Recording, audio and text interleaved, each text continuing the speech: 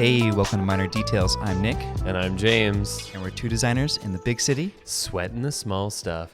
Ooh. Happy 100th episode, man. Happy 100th episode. Wow. It is an evening with minor details. It is. I think we got some champagne. This calls for a celebration. Nick, did you ever think this day would come? I honestly don't know.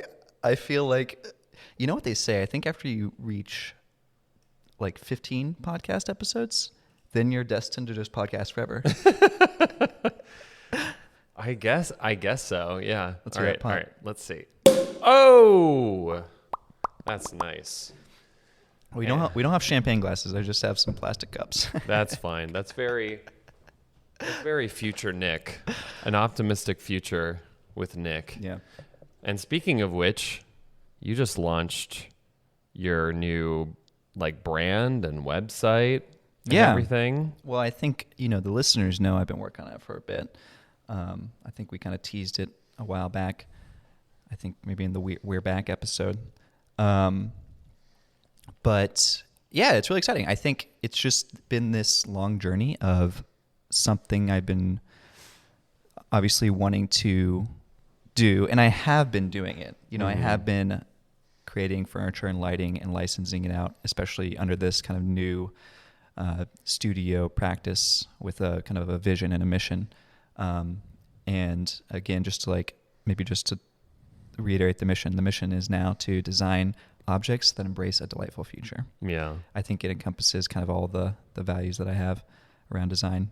Nice one. Hey, cheers. Cheers, man. I have this joke among my friends about this guy that doesn't know that it's cheers. He's just always thought people are saying chairs.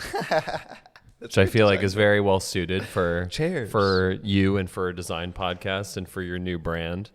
But chairs, yeah, man. So we have a kind of a special episode, right? Yes. Because we're just going to let people call in to the podcast. Yes. And we put up a phone number, so people might call the phone number, but we also are live on Discord, so I might bring some people up in a second or maybe later. But I don't know. We'll see how it goes. Who knows? If some crazy person comes in, we'll have to edit that out. But we'll see. It'll be fun. Yeah. But yeah, I guess. Well, a couple things we also wanted to do. I also wanted to look back at one of our first episodes. Yeah, let's do it. Well, we can also look at. Oh, we're getting a call right now. Should we just answer the call? We should answer the call. Oh no. Do you know how to answer the call? The pop-up is... Oh. Hello? Hey, welcome to Minor Details. You're live. How's it going? All right. Hey, hi. It's Derek Casio. Hey, Derek. Hey. Thanks for calling in. Absolutely. Thanks for the shout-out the other week. I really appreciate it. Wanted to say hi to everybody. And I'm actually in California right now getting some stuff produced. So we'll have some exciting news on that soon. Nice. Does this have to do with the Thirst Burster brand? It does indeed. Nice. It does indeed. Yeah. Yeah. Very, very exciting. And congratulations on a successful Kickstarter. Yeah. Thank you very much. First day. It was pretty wild. We did it in about 11 and a half hours. So that was pretty nuts. That's awesome. Derek, well, yeah. So what are we talking about today? What do you guys? Well, we just started the podcast, and we're trying out this new method. I don't know how it's going to go, but I mean, it's fun to just talk to people and hang out and celebrate the 100th episode. So, yeah, I think we're gonna listen back and watch back one of our first episodes. Maybe we'll also watch one of the videos too, just to see how far we've came. Oh my god! But, yeah. Yeah. I love it. A retrospective. That's great. But Derek, I mean, for those of you... Well, congratulations. Oh, thank you very much. For those of you who don't know, Derek was, I don't know which order, which number interviewee. 57. 57? No, I don't know. Maybe. But it was a great episode. Maybe I'll flash it in the video here, which episode we interviewed Derek on. But it was a great episode. Derek's got great energy, great podcast energy. Well, anytime you guys want me back, I'm happy to come back. It was a lot of fun. Congratulations again on 100 episodes. Keep it up. I love listening, tuning in. You guys bring a lot of great information, and I love the perspective. So, we'll see you guys soon. Thanks, Derek. Thank you, Derek. All right, care. see you, fellas. Later. Well, that was fun. Yeah. I don't even know what we're talking about now. We were going to watch right. listen to the first episode. Yeah, let's see if we can.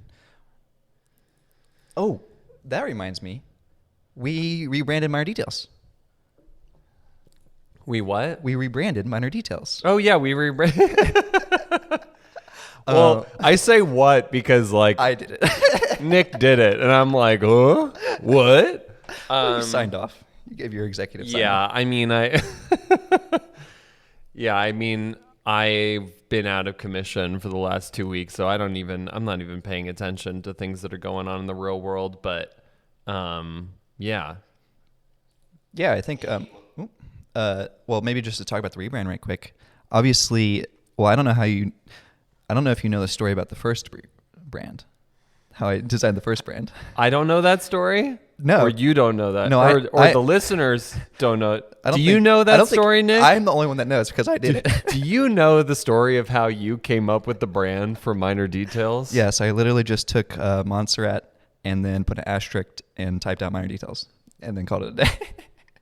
And I thought, well, it just needs a little bit of some I don't know, TLC. It needs a little minor detail. Yeah.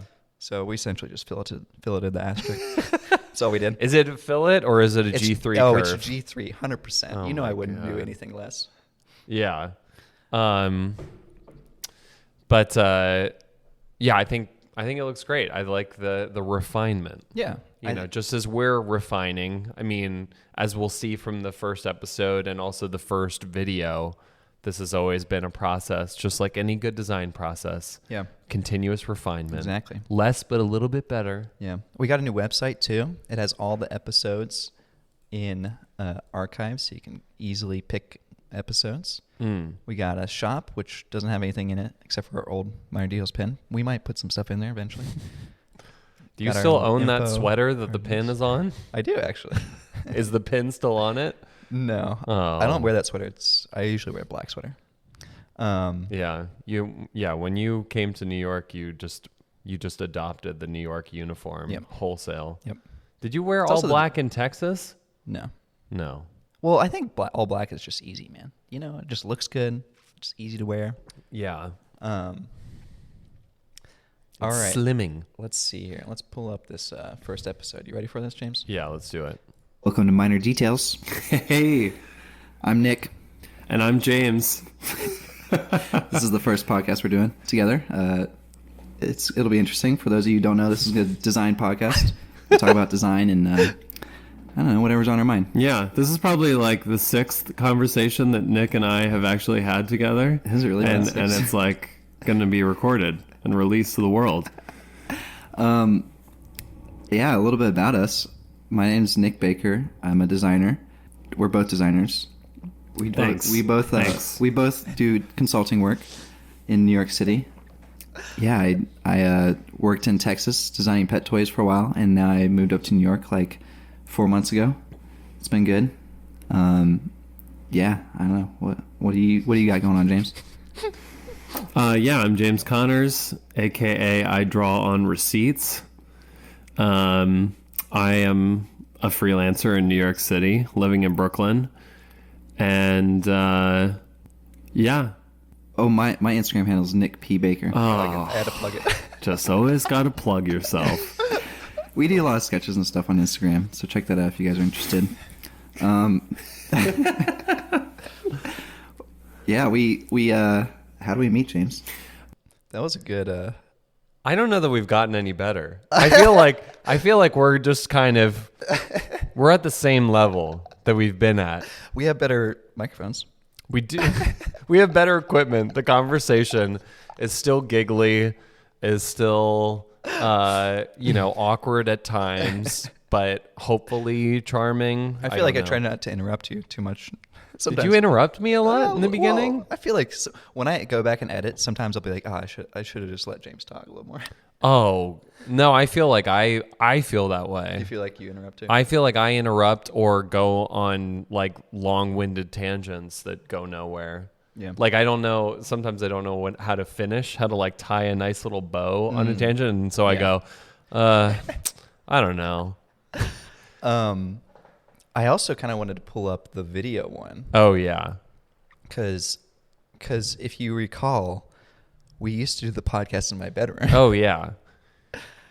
And I think there's even a video of us doing. We used to do micro details. No, we Well, didn't. there was major details after the pod. Right, and that's when we were already like split a full bottle of wine, and we were feeling it, and we were just Yeah, hanging that's out. one thing. Is this has suddenly become a dry podcast. Well, We have drinks at lunch and then we Yeah. have a coffee, but we don't loosen up during the show. I wonder if you could tell a difference. People might have to go back and listen, see if we're funnier. I'm definitely hitting on you a lot less these days. So the first video has the intro here. Us. DIS. Welcome. If this is your first time listening, we like to talk about Nice design voice and crack. our lives, and we're just freelancers in New York. So, Yeah. And if it's your first time watching, right, we're trying to include a video element. yes, hopefully it'll work out. We'll see. Otherwise, we'll just cut this whole section out of the podcast. I think we'll upload it to YouTube on, I guess, Minor Details YouTube. Yeah, We'll figure it out. we're gonna create a new account, Yep. Minor Details. I think I'll upload some of the major details after the pods, Okay. since we already have those recorded. Yeah, if you guys never tune into Major Details after the pod, it's hard to catch because it's just on the whim. It is pretty You ne- elusive. You never know when it's going to come. It is the Mewtwo of Of the- after podcast live shows. Yes. It's But how you been, James? I love the obscuring of our mouths. Right. We have the big what do they call it? The spit. Yeah. Spit I guard or don't whatever. know if anybody knows this, but we've actually been targets of the CIA. And they can't get into our audio because it's encrypted, but they can read our mouths, our lips. We definitely look like James Bond right now. Yeah. Just two James Bonds. Does James Bond? I mean, James Bond normally wears a tie. Right now, we kind of look like an 80s indie band. Is what I would say our current aesthetic is. I think James Bond wears a bow tie, right? To Yes. tuxedo. Yeah, he wears a bow tie. Have you ever worn a bow tie in your life? No. Actually, I think I dressed up as James Bond for Halloween once. So I got like a bow tie from the Halloween store. You got a clip on. Yeah. Or I made it. I think my dad has like the 12 Days of Christmas bow tie collection. I don't know where he got it from. I kind of want I to look covet at it. major details because I think this is the one where we're just against the wall and it's just like blank. I'm not sure. In your Bed-Stuy apartment. Yeah. Just look at this. Like developing cognitive skills. This is Why por- are you portrait sitting mode. slightly It's like, behind me? Why don't we ever talk about that when it portrait comes to it? It was just portrait. We mode. were trying to squeeze in. because I think we were doing Instagram Live. But look at my room, man. It's just this like cream, like looks like an insane asylum. I can see there's a strap chair peeking out in the background, and it's funny because we're currently also looking at the strap chair. Yeah. So the strap. This is a celebration for the strap chair as well. lasted this long. It's been around for a while. Yeah. Yeah, I think usually I have it back here too, but not today. Yeah. Man, yeah, I feel like we've come a long ways. There's also some videos of the first video was facing that back wall, but then the next video is us at my desk, kind of like across from each other. Oh yeah. And that's because I covered my entire room with foam. Do you remember that, James? Mm-hmm. 2 full walls of 8 grade foam to try to cut down the noise. Yeah. None of the aspects of my life were inconvenienced due to this podcast. It was mostly Nick. Well, you know, you have a wife and family and stuff, so I don't know how egg crate foam would work in your house. Yeah, it might actually be beneficial. It's like baby proofing the apartment.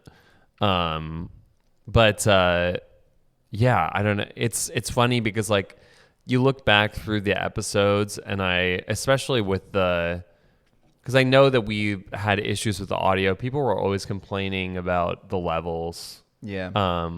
I think because I was turning away from the mic a lot was one of the complaints that I remember about me. Yeah. And then the video, it's funny, for a while we were recording on my phone. Yeah. And that cut out a few times. Because it would run out of storage. Yeah. And I was also editing the video. It would take me like a full day to edit the video because I was like putting together an InDesign file of all the like things that we brought up during the podcast. And then we switched to, what was it? OBS? Yeah. And we got a webcam, and suddenly the video quality got so downgraded, but it allowed me to like, you know, switch between screens. So I had to do no video editing whatsoever. Right. Now People do miss the screens. I've seen that in a few yeah, comments.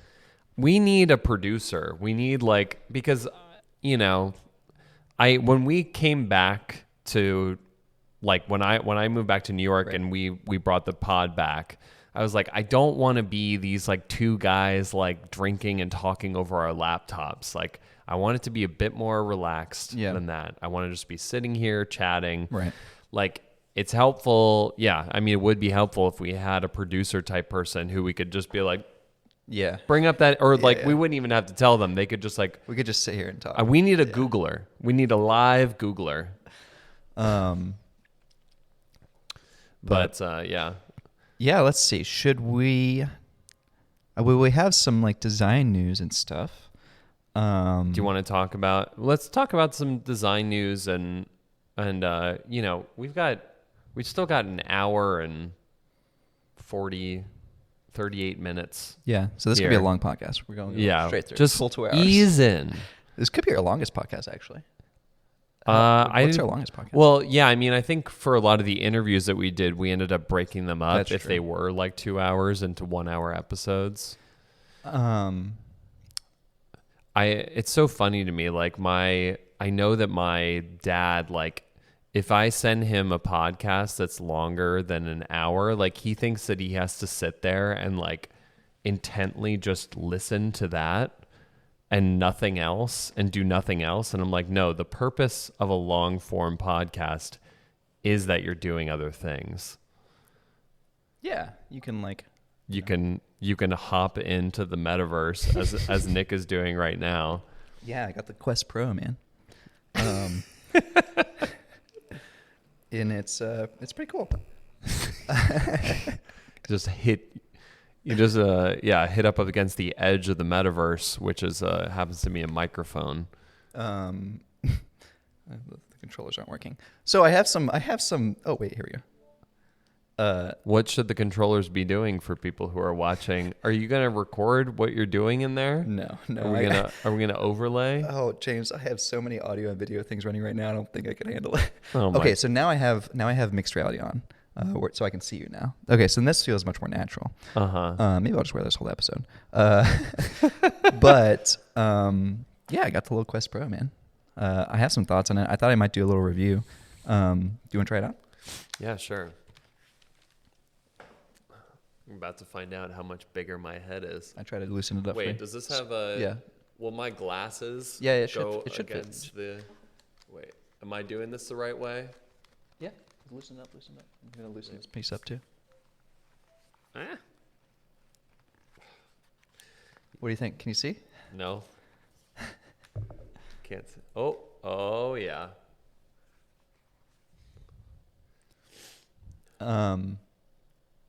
How does it look? Oh, yes. Here's controllers too. I just shut it. Did I shut it off? Oh, there we go. Well, it looks like I'm looking at you through a camcorder that I bought in like 1996. We also don't have, we have the mood lighting setting here, so it's. Yeah. But it's, I mean, I guess I'm seeing some mixed reality. Right. So if here. you pull your right trigger finger, it'll draw. Oh, I see. Cool. Yeah, so it's $1,500, and there was definitely a lot of kind of, I would say, critical reviews of the Quest Pro. I almost feel like the Quest Pro is just designed for us, like just designers, because it's the real value of it is mixed reality. It's that color pass through. Yeah. Which I had on the Valve Index, and I really enjoyed it. But it was, the Valve was definitely kind of, run its life, and it definitely was kind of becoming a lower end headset. And the Quest Pro is definitely a worthy upgrade to that. I will say, like, there are a few things that are a little different about it, I think. In my mind, it kind of feels like the V1. Like, I feel like there is definitely going to be a better headset at some point. But for sure. But it feels like, the Quest came out, the Black Quest, and, that was like the first like standalone headset and everyone could buy it. And it was like still a little clunky. And then the Quest 2 came out and that felt fully resolved. Whereas I feel like the Quest Pro definitely feels pretty good, but there's a few little things here. I don't know what it is about my head, but it's not as ergonomic as I. Are you going to get surgery on your head to better fit? I should just get VR headsets? surgery to like mount it directly on. Just put mounts on there. Yeah. Brackets. I would say it's like incrementally more comfortable than the Quest 2. I wouldn't say it's a leap ahead of the Quest 2 in terms of comfort, because it is a little heavier, but it's a little more balanced. It rests on your forehead instead of your face now, on your cheeks, which is nice, but it's also like still weight on your forehead. I will say one thing is the guard on your face doesn't go all the way around, so now you can like text and look down at your hands while you're using the headset, which is like good and bad. Sometimes I feel like the light comes in and it's like kind of distracting, and I wish I had a full headset. But then other times I'm like, oh, it's kind of nice to like look down and check my phone if I need it. So can I just take a look at the device itself? Yeah. Has this made its way into your like general workflow? Yeah. So there's a few. I was using the Valve Index a lot, and the one thing that's really nice about the Quest Pro is I don't have to have the lighthouses. So I had these like, IR sensors on the ceiling or in the studio, and they just kind of looked ugly. And people were like, "Are those security cameras?" And it's like, yeah, I just want to get rid of them. So that's nice to just clear up the studio. But I will say right now, Meta hasn't quite opened up the pass-through on the PC mode. So there's this. Yeah, the pass-through is great, and you can just grab the headset and use it anywhere. I like to connect it to my PC because then I can drag and drop files. It's really easy. I have all my files there, and when you connect it to the PC, there's a lot. It kind of changes the system, the software a little bit. So it's using the PC power and just kind of streaming to the headset. And so there's still some like things there that I wish were unlocked. So the Quest Pro connected to the PC via AirLink doesn't have pass-through yet on Gravity Sketch. I'm hoping they'll open that up. I mean, it seems like they should. It's like a device that's expensive and kind of made for it. So yeah. I'm just sort of appreciating the ID right now because it is very beautiful and feels very well resolved. And there is this kind of interesting little charging. Which is like, it's nice because it gives the thing a home, but it's also like a little bit, it's like kind of small and like you got to get it on there, right? Which I understand. Like, okay. You kind of like, obviously they had and then you put the controllers in there. Yeah, you kind of had I'm really digging this like sort of singular surface that goes from the side, like over the top of the. That is nice. The goggle. What would you call this area? The window. The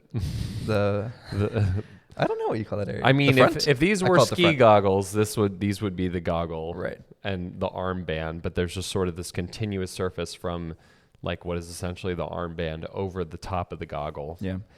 And I also like they have sort of this elliptical thing going on here, which I feel like there's sort of I feel like there might be a slight resurgence of the sort of like 90s retrofuturism going on. Are you saying ellipses are coming back? I am saying ellipses are coming back. Oh, you heard it here first, y'all. Ellipses are coming back. Pills are passe. Ellipses Pills are in. out, man. Throw away your pills, okay? They're expired. Yeah, I mean, I think I actually sent you a message once that I was like, ellipses. They're think you that's did. that's I think I next. saw that. That is next. And so yeah, and I love like little details like this. The charging port is aligned where this terminates from underneath the goggle Right. up into the armband.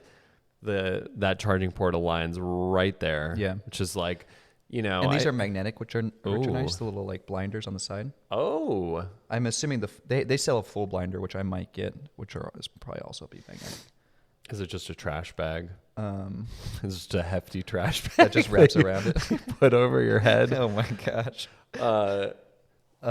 Yeah, this is great. Oh, I'm going to show you this other little minor detail here, James. So on the controllers on the bottom, Let's see. there is this lanyard, obviously, so you don't like throw the controller across the room and when you're playing video games. And it's in there tight. In order to get it out, you push down and you twist, and it pops out. Oh, Just look at that little metal bracket there. Oh my gosh. So, I mean, definitely can't see that on the video, but you know. And then if you want, you can put a little nub in here, a little stylus tip, so you can write with it. Which I tried in Gravity Sketch, and it works. I don't. What does I'm this still nub not convinced. look like? This is striking me like first generation Apple Pencil wonder if I can find awkward.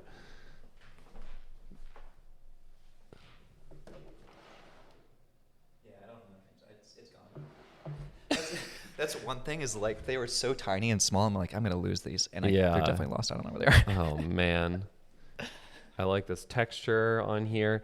You know, it just occurred to me: do all of these controllers like owe some debt to the Wiimotes? Like, were Wiimotes the like archetype for? I'm thinking of like the nunchuck. Right, because you had straps. Yeah. because that was the first time you were like throwing controllers around. Is that right? Is that what you're saying? Yeah. I mean, that seems to be like I think you might be right. at least wasn't, like, at least another- in consumer electronics, that Yeah. seems to be like the first case where you saw something kind of like this. Certainly the most popular one. There might have been Yeah. something earlier, but Yeah. I don't know. Somebody can fact check me on that. yeah. So I think maybe just to like give my opinion on the Quest Pro, I feel like for me specifically, it was needed. I wanted an upgrade. I use color pass through all the time when designing, and so the $1,500 or $1,600 was worth it. I think for really anyone else, unless you're a power user, I would probably wait or get the Quest 2 or whatever just to like use Gravity Sketch casually. Yeah. But since I use it all the time, it's like I needed it. Yeah. So it feels like it was only designed for me, to be honest.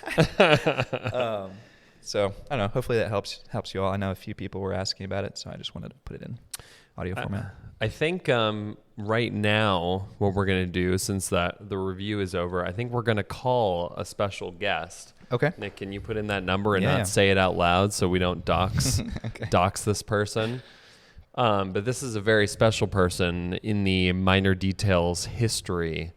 I think without this person's contribution, we wouldn't quite have the vibe that we have today on the pod. He really sets the tone Yeah. All right. for every episode. Let's see. Let's see if we can get him on the horn.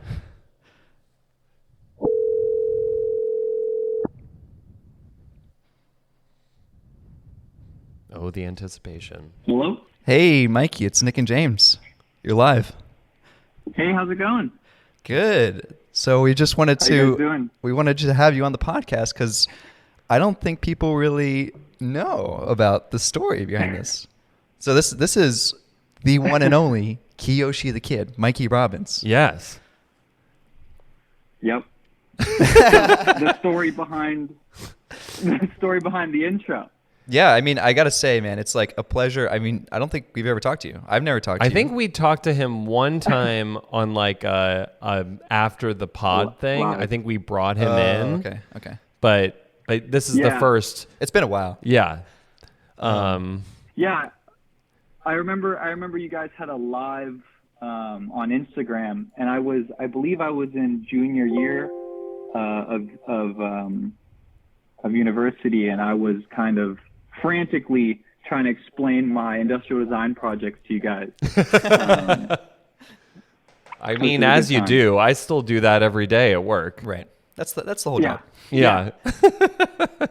But yeah, in terms of the intro, basically, I started following both of you guys before you even started the podcast, I believe, and you had put an Instagram story up saying, "Hey, we're looking for someone to do the intro for our podcast. If anybody knows any musicians, please reach out." And I thought, hey, why not? Like, let's try it, you know? And so I shot you guys an email, and you listened to some of my things, you gave me a couple ideas, and I just kind of got to work. And the first thing that I made clearly struck a chord because you guys were into it. Yeah. I mean, I remember, and I was listening back to it. Oh gosh, and now I'm going to blank on the name of the song, but I feel like there was one song especially of yours which was like, this is the guy that needs to write our theme song. Yeah. And I'm going to look it up right now. Maybe Nick can talk to you a little bit more, but I think we were also, at the time, I thought I was like listening to other podcast intros, and I really liked, I don't think they use it anymore, but the H3H3 podcast, their theme song. Yeah. Yeah. Sort of looking for something in that vein to just sort of like set the tone for like what's going on. But yeah, I mean, I still get so like hyped up listening to the theme song. It's iconic now, Mikey. You know, like it's Thank the you. theme song. Thank you so much. I made the music, and it was inspired by the energy that I feel from your show. It's like very kind of quick, snappy. You got some hot takes here and there to catch people off guard. And, just kind of going with it. Mikey, I just want to know a little bit more about what you're up to nowadays, and if music is still a part of your life. Has it been like a hobby to you, or what is it to you, and also what do you do in your full time? Because I think you're also a really great designer. Right. Thank you. So I basically, from a young age, I've been drawing, been very visual for most of my life, but music has been kind of a hobby for me. I started producing maybe 13 years ago, just, in my bedroom alone, as a lot of people across the country do. And it was really fun. And I did actually try to pursue it professionally as well. And I learned very quickly that turning a hobby that is truly your hobby into a profession is very difficult. Finding a lot of emotion, like when someone would say, "Oh, this is not what I'm looking for," feeling emotionally distraught, like this is my baby and someone won't love it like I will. And it was very difficult. Whereas design, on the other hand, I went to California College of the Arts and graduated with a bachelor's in industrial design. Was a very different thing. It's problem solving. You have an issue. It's going to work or it's not going to work, and then you work together to solve that issue. For me, music was more of a feeling, an emotion, and you take that emotion, you create something hopefully beautiful with it, and in hopes to invoke emotion in other people. And so I feel like I was able to turn my passion in terms of visual arts into a career much more seamlessly than I could with music. So nowadays, you ask, like, what am I doing now?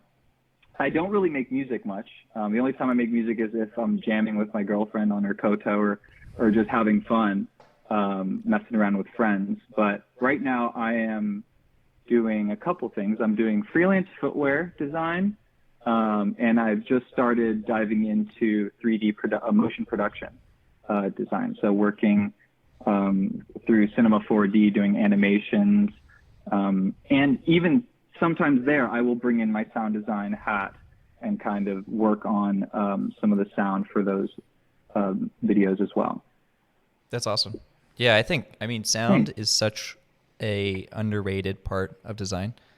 I mean, I know we talked about it on the podcast a couple times, but you know, it's if you make a button that sounds weird, or you make a sound on the computer that's like off, it doesn't work, you know? Mm-hmm. I mean, I feel like there's stories about Steve Jobs having the Mac boot up sound. I know there's a story about that, but it's a famous story. I can't remember it. Oh yeah. And Brian Eno, famous, he did the Windows. He did the right? Windows startup.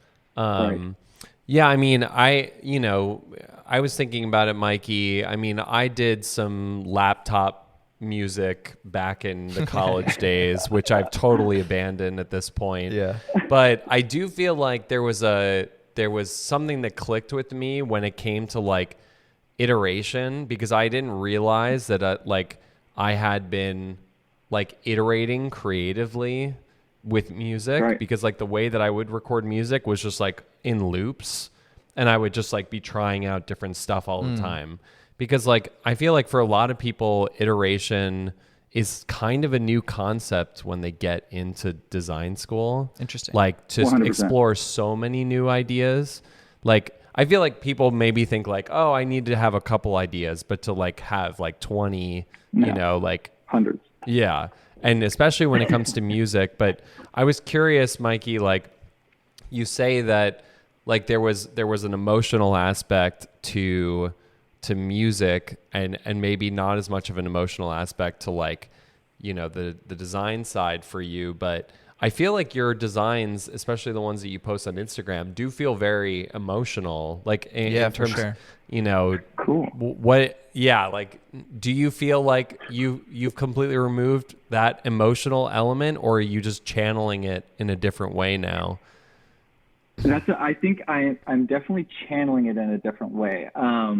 And I think your point on iteration talks about this. Like as a young designer, or even just a young artist, when you make something and you see something in your head, right, and you want to put it down on paper, and when it doesn't come out right on paper, you crumple it up and you throw it away for the most part.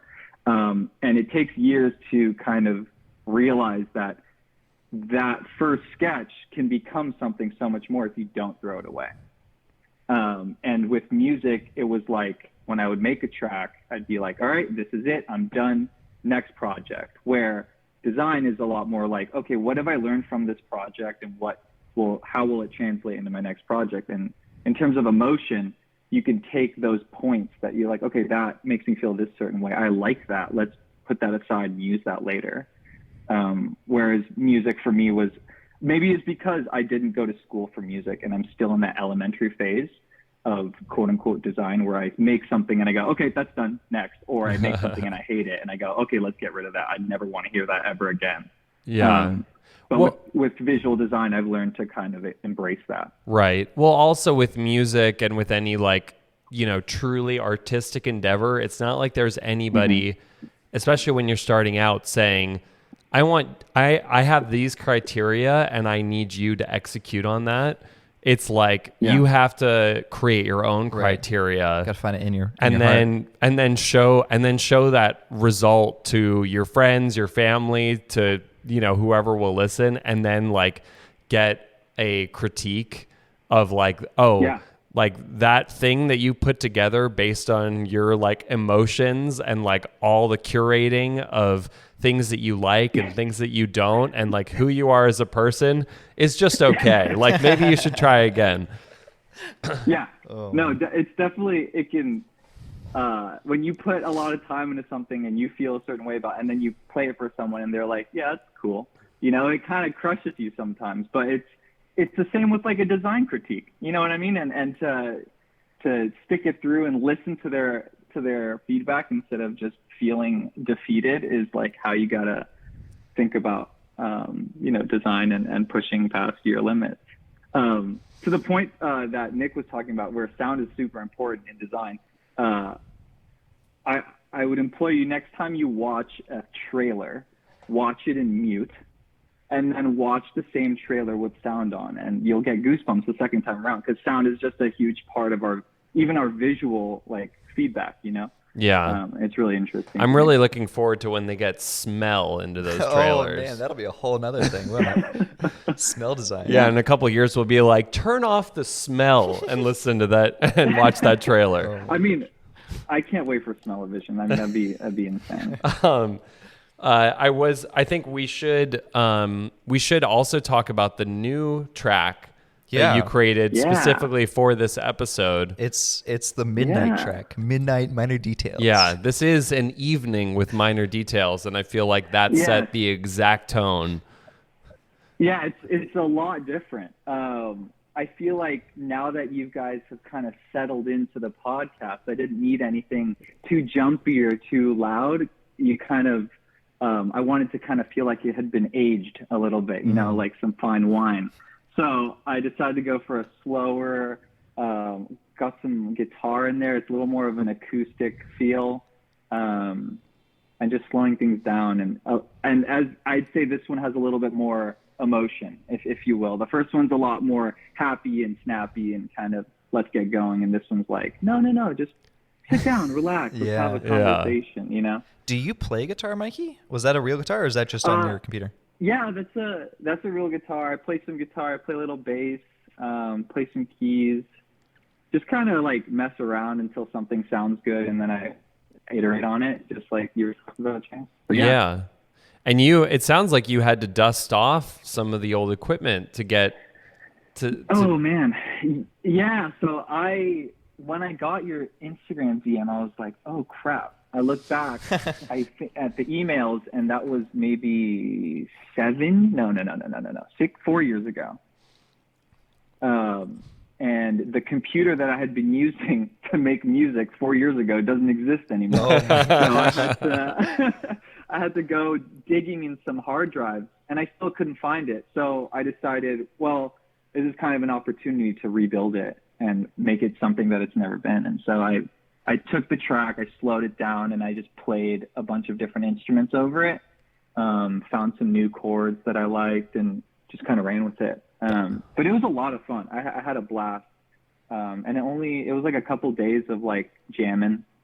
Then I got some really nice ideas down and some good feedback from you guys too. It's like when someone says, you know, you make something for them and they're like, oh, it's perfect. That's fun, but it's better when they're like, it's perfect, but this could need some work. And then you're like, okay, great. Now I have something to work with rather than just kind of spit and work out there and not letting it grow to what it could be. Yeah. Have you gotten, since you did that, have you gotten the bug to make any new tracks?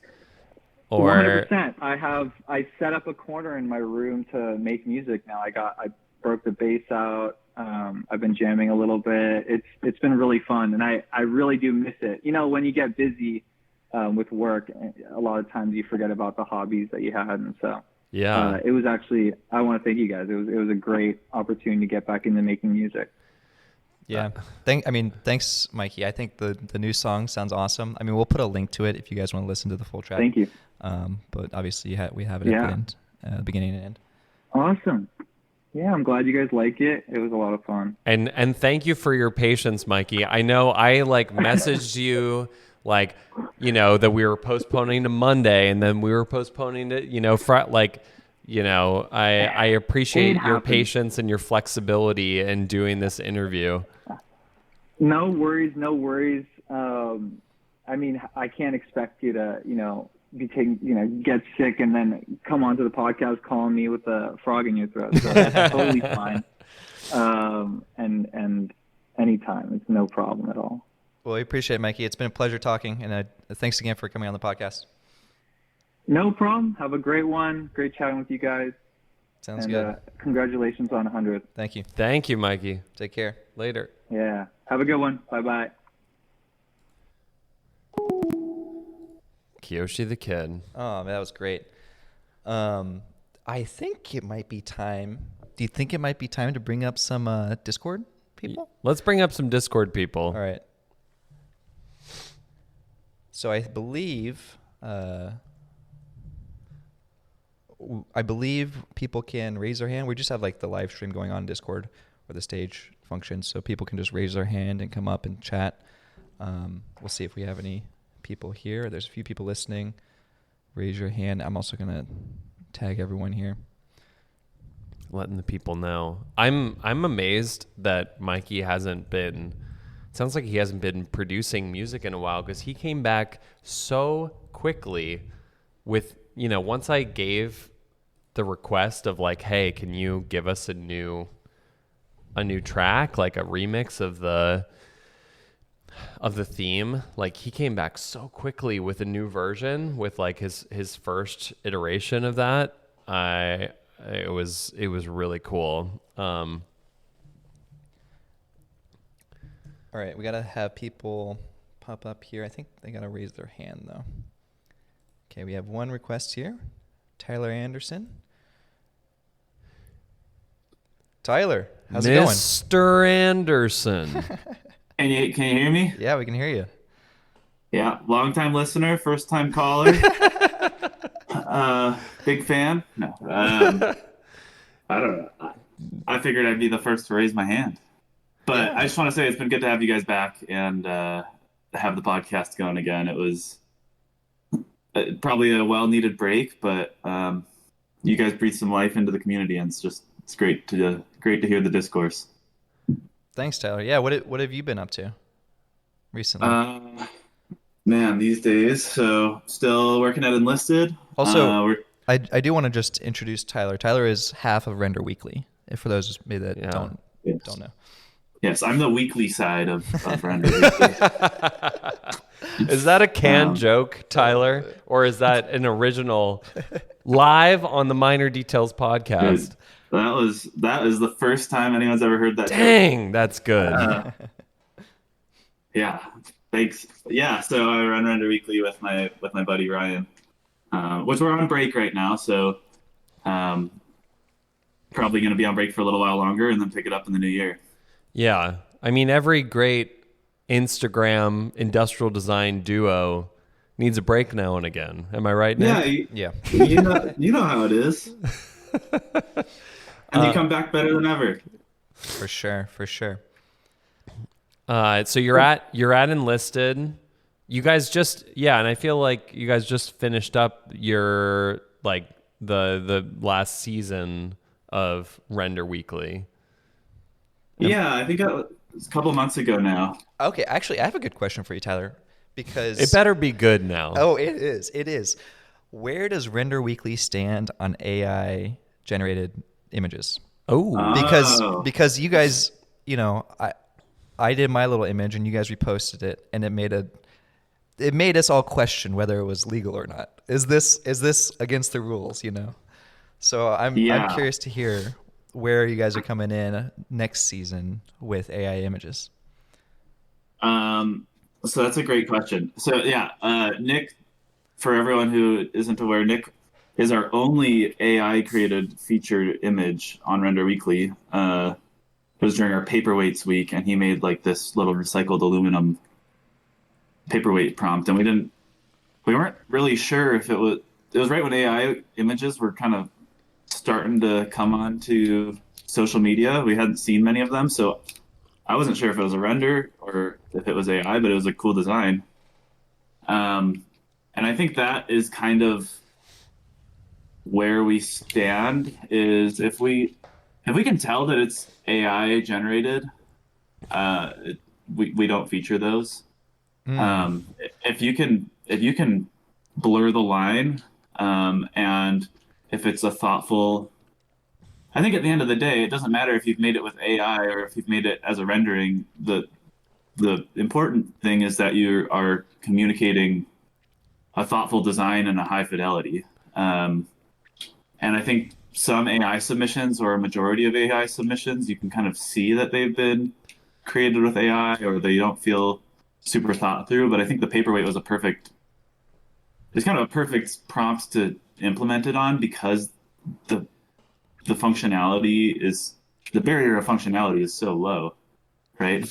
Yeah. It's just a heavy object. So we've played with the idea of like doing an AI week and just kind of getting it out of the way. That's actually kind of cool. I like that. Yeah.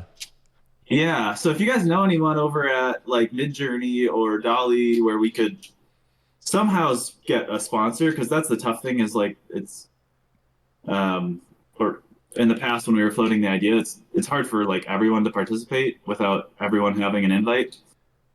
And we want it to be inclusive for everyone. Well, I do. But I think that I think they have. I think you can add Midjourney now to Discord, any Discord. I guess you have. There's probably trial versions too. I think it's pretty open now. You have Stable Diffusion, which is free.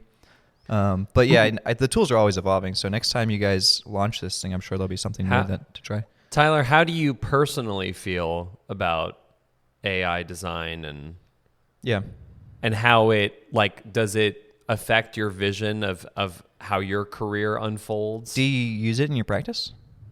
Explore? we've used it a little bit, yeah. Okay. I think that's a good question. I personally think it's going to be and is a great tool for designers to get ideas flowing. I don't know that it's going to like revolutionize. Like it's not going to make our jobs obsolete, but I see it as being. I think there are parts of our jobs that AI will replace, and then we'll just focus on the more narrative and emotional connection side of design. An analogy that I've thought a lot about is like there used to be a lot of graphic designers who were really like experts at typesetting and like printing and like laying down ink, and then computer software came out that kind of replaced all that, and a lot of those skills were replaced. But the people who had like strong soft skills and were able to translate into the software space were still good graphic designers. Like the soft skill of design is still important. Yeah. Where the hard skills are always going to get easier and easier and easier. So it makes me sometimes wonder, like, will visualization be such like a high barrier to entry skill set in the future with AI? I don't think so. Like, I think things like, being really technically advanced at knowing, how to animate things or render things might be replaced or taken over, but it's just going to make more space for people who are really good at telling story-driven narratives through animation and rendering, or, it's just going to, the threshold of what it takes to be good is going to change. Yeah.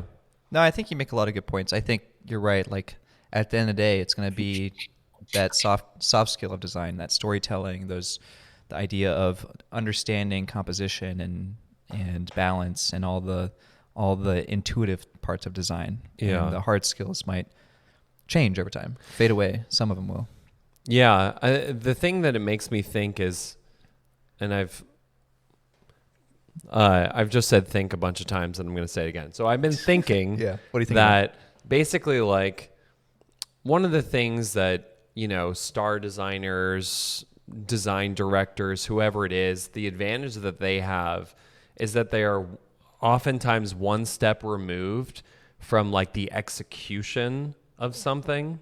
Right. That they are not the ones with pen to paper or hand to mouse or whatever it is, and so they actually have sometimes a better, more critical view of what is being executed than the person who's doing the execution, because they're farther away. And so I think that like utilizing AI to further remove yourself from like, oh, I spent this time sketching this. Oh, this sketch is so much better than this other sketch. Like, there's this removal that happens, which then makes it much more easy to have a critical eye toward what it is you're doing and like what ultimately the better solution is, or the better rendering scene, or whatever it is. Like you're just removing yourself from that, which allows you to see it more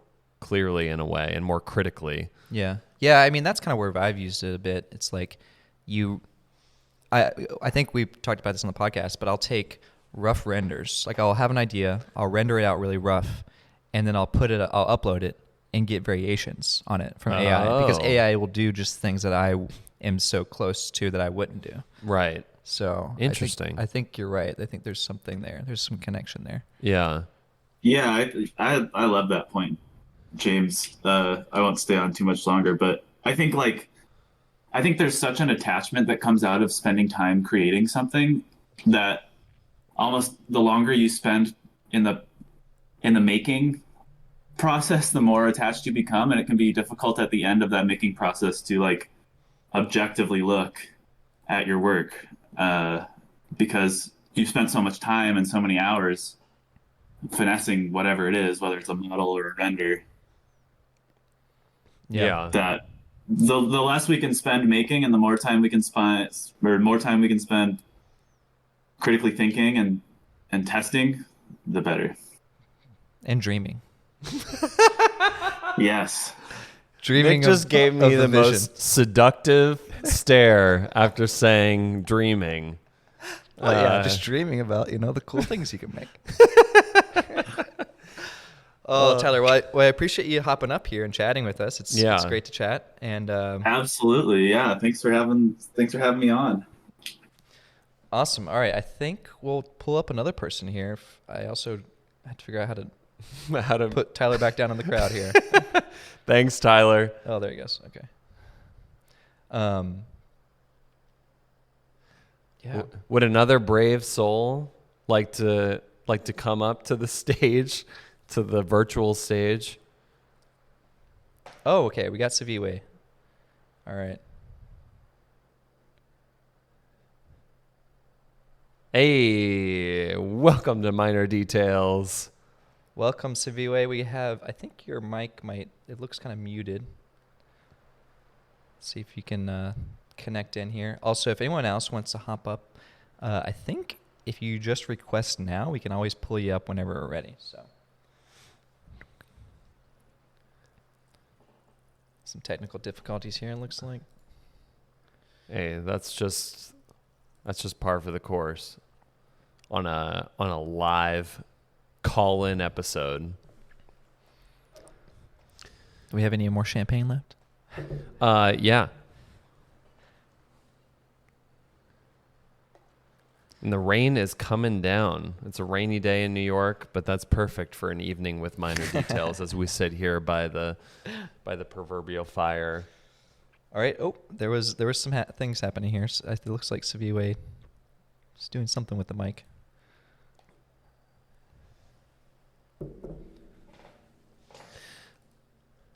Let's see. Can I unmute? Is it a me thing? I don't know. Well, if anyone else wants to raise their hand and pop up, we can get to Sevilla once he gets his microphone working. Sorry about that, Sevilla. Let's see. Do we have anything else that we were on the docket? Well, we could talk about AI a little bit more because you had this idea about AI white labeling. Yeah. I mean, Dave Joseph. Okay, hand up. We'll pause the topic then. All right, we got Dave coming up here. Pause the topic. Pause the podcast. Dave Joseph is coming. Dave. Hey, welcome to Minor Details. How's it going, friends? Good. How are you doing, friend? I'm good. I'm sitting here finishing up my week and preparing to go to a Cub Scout meeting for my son this evening. So you're catching me between two things. Are you guys doing Pinewood Derby? You got that car all shaved down and polished up? Yeah. Oh, yeah. Well, I actually ended up not making that one. I opted against the idea of like bringing. That was our first year in the Pinewood Derby, and I felt like coming in so hot would not. It just felt wrong. Yeah, you know? It's illegal to let a ID person do Pinewood Derby because it's just like everyone else is just put to shame. Yeah, I even still I made a very simple wedge, but just put a few coats of paint on it, and everyone was like mind blown. What is this paint job that is you can't see the wood through? It was fun. Yeah, actually, so the Pinewood Derby is coming up again in February, welcome to Cub Scout podcast. If anyone's interested in coming, I'll provide the details in Discord. I'm gonna say, Dave, I am that much more impressed with your career and output now that I've had a child of my own. Big kudos, fellow ID dad. Yeah, and also for those who may not be aware of Dave Joseph runs Camp Studio. Yes. And episode 39 he was on. I don't know. I don't know what it is. You gotta look. Classic episode. Number 39, as everyone remembers. Did you have a two-parter? I don't know. Did Dave have a two-parter? I can't remember. 39 and 30 and 40. He should have had a two-parter. If not, we're gonna get him back on the pod to give him the airtime he deserves. I would love that. Since that initial interview, you launched Camp Studios. So I'm curious to hear more about that and how that's gone. And it's been interesting, it's been an interesting shift to go from, doing design yourself to doing design with others, where I'm sort of, I don't want to say like in charge, but I'm trying to guide other designers to create, in the way that I want it to be created, and that's a completely different exercise than like just getting design work done. So it's been a fun transition to try to get better at communicating, it's kind of like what you're just talking about with AI, right? Like, how do you give feedback and give direction that creates better outcomes that are more appropriate for the client and, show the collective skill set of the studio. And all you have is, the skill set you have is like communication via, words and sketches, and it's very cool. And it's great to see, the team come together and create something that was, not in no one, it was in no one person's head. It was like an effort of all of us together to create something that, was better than it would have been if it was just me. Yeah. So it's been really rewarding in that way. Now, is the studio, is it a remote studio? Are you in the same area as the designers that you're working with? Do you have a steady team? Like, what does Camp Studio, like, how does it manifest itself in the real world? It's a good question. So we do not have an actual studio building. We're sort of a distributed team. We tend to draw heavily from the West Coast, the Northwest, in fact. So we have a lot of people up in Washington. We have some team members that pop in and out from the Bay Area in California. We had some people in overseas, I'm trying to think of the country at the top of my head. I can't remember. Belgium, I believe. So it's kind of like, and the structure is like, we have, I always tell people, someday I really want to have, full-time employees that I can give benefits and have, a permanent spot on the team. But until then, it's very contract based, and we try to have a certain amount of hours that we try to provide for everyone that's involved. But it kind of is like, as the projects come and go, we fluctuate, and it's been really fun to see, designers come on board, and then bigger, better opportunities come along, and we kind of say our farewell, and then sometimes we have them come back for short periods or small bits of projects, or just to brainstorm on a new client. So yeah, it's a very fluid in that sense. But we do have, most people that come on board stick around for, 6 to 8 to 12 months. But I do need to update my website because the team that's listed on the website, is, I don't think anyone on that site is no longer with us. So the website always comes last. Yeah, I might just actually like keep adding to it, and it's just like it's more of a yearbook of people that have worked at camp. Cool. Maybe that's what I'll do. Dave, you recently. Well, you designed a product that recently launched, the Reformer, Pilates Reformer. Yeah, and it seems like a pretty big deal because it seems like it's the Peloton of Pilates. Is that a good way to describe it? I think I'll remove myself from this conversation. Yeah, no, it is a big deal. Like it was a great startup and an awesome opportunity. I started out just doing like composite renderings for them of the old designed Reformer. And they were frustrated with certain elements of it and they couldn't get the design files. It's kind of complicated, but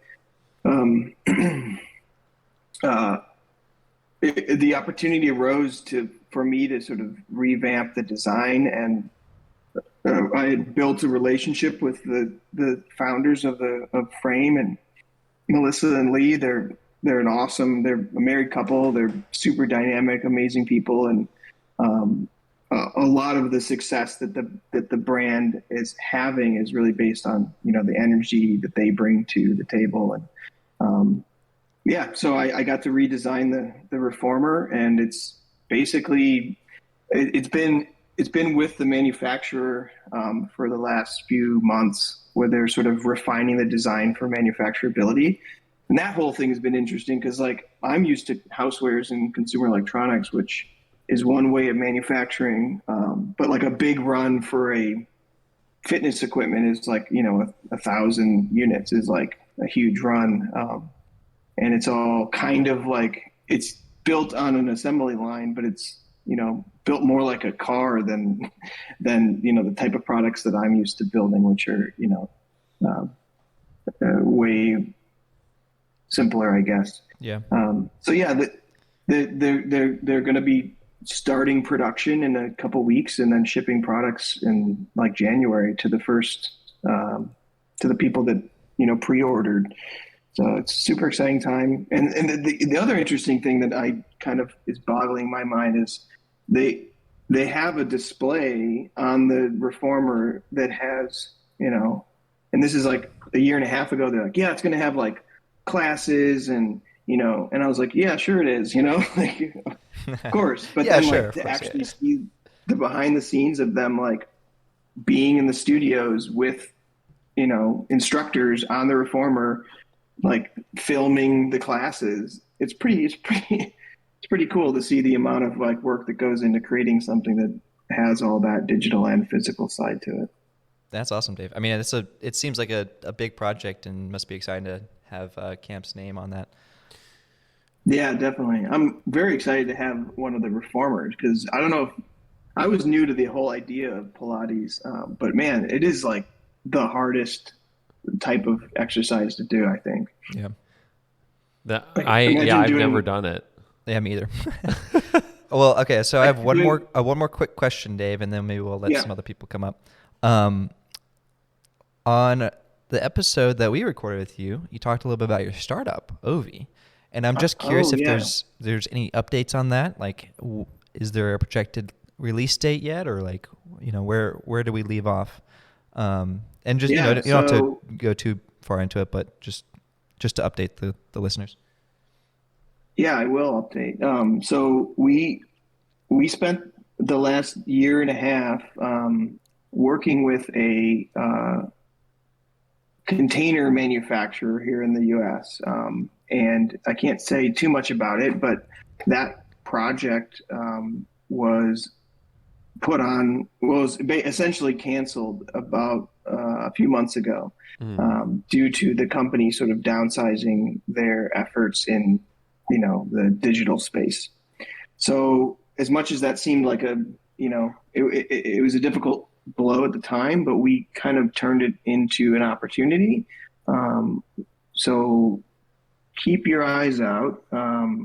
We've done the classic startup pivot, and we'll be launching our first product in the market. So we have the tooling done, and our first samples are showing up to our offices here at the end of the month. Okay. So a nice pivot definitely. and a nice let's say something, but not too many details. That's all good. That's all good, Dave. More to come. That's awesome. Well, we appreciate you popping up here, and thanks again. I know you've been a avid listener and supporter of the podcast, so we really appreciate it. Yeah, great to have you guys back making content. It's puts a smile on my face every week. Thank you, See ya. Dave. Really Thanks, Dave. appreciate you. Take care. Bye. Bye. Get out of here. I don't know how to push people back down. I think they just leave. You're just playing like Gopher. All right, let's see if we got some people here. I think, I guess Sevilla got his mic working. Let's see if we can get him in here. Sevilla, how you doing? Nick. Hello. I think we can hear you. Welcome to Minor Details. What's up, guys? Sevilla, what time is it for you? It's 1:15 in the morning. Oh. Man. And you got to remind us where you're calling from. Sunny South Africa. South Africa. Yeah. Well, we appreciate you hopping on the podcast. I think you just recently announced some of your projects with. I think it was it a restaurant, right? The bench and yeah. what have you been working on, Sevilla? So I had started my own studio a couple of years ago, but then I didn't win. I became a finalist in the Nando's design competition we have. So context for people who don't know, Nando's is a global restaurant franchise that originated here in South Africa. And they usually have a biannual furniture competition relating to furniture to introduce South African furniture into the world, into the restaurants. So whenever you go into a Nando's worldwide, you're looking at South African design and art. And I became a finalist in 2020, and then from there I've been able to launch a couple products through them, and now I'm producing those work right now. That's awesome. So your furniture is going to be in this restaurant around the world, right? Yeah, it's actually, I've done a couple places here in the country, and I recently sent a bunch of lights to the UK. That's awesome, Sevilla. So that's Nando's? I feel like I've heard about Nando's. I think is there a few in New York? Are there in any the US? in New York? We have to look it up. There are a couple in America. So will your furniture show up stateside? It depends on the interior designers that side if they like my work. Oh, interesting. Well, we'll track down these decision makers and see what we can do. Yeah. Okay. Please do. Here we go. I got the list up here. We got some in D.C., Illinois, Maryland, and Texas, and Virginia. So none in New York yet. Looks like Minor Details is going on the road. But that's awesome, Sevilla. So you just started your studio. What you have any other projects in the works, or what is the focus of what you're trying to accomplish? So the studio is a consultancy, but since 2020 during lockdown, I decided to pivot from only a consultancy to also having in-house products that we sell as a way to show that we are capable of being able to take products from concepts all the way to production by doing it for ourselves and showing our clients or future clients that we actually understand manufacturing, even though we are a small studio. Yeah, I think that's a strong thing to have, just to be able to like talk to your client and say, well, it's okay. I've done the whole manufacturing process. You know, I have it all worked out. Are you doing a lot of like woodworking, or like what's the products that you are wanting to sell? I'm looking towards mid-tier to high-end furniture, mostly in the vein of Muji, but with an African spin. Nice. Sounds cool. I could dig that. That sounds awesome. Yeah, I remember. I forget what show you were putting up on the Discord, but you had some really beautiful pieces that you shared on the Discord of like some cabinetry that had this sort of like tilt, these like angles to them. Yeah, I think that was for Nando, right? Was the cabinet for Nando, or was that something else? Yeah. That was the last piece I've done this year. I actually launched it earlier this year around June, and they're doing like for great success. I actually won best new coming design at a design show we have here in the country. Oh, that's awesome! Congrats. Yeah, congratulations. Well, thanks, guys. Well, I appreciate you coming up, Sevilla, and chatting with us. Do you have any other advice or tips for maybe the listeners, or thoughts? Last thoughts you have? Just lots of research, explore, keep an open mind. Yeah, I think that's about it. Awesome. Oh, we have another call coming in here, Sevilla. So I think we'll take it. We don't know what we're doing here. We appreciate your time, Sevilla. Thank you so much for your support. No problem. Bye. Bye. Do you know how to answer this call, Nick? Oh, no, we missed it. Oh, we missed it. Oh, God. Wait, I think we can call it back. Can we call it back? I guess I wasn't thinking through that people could call us while we were on Discord.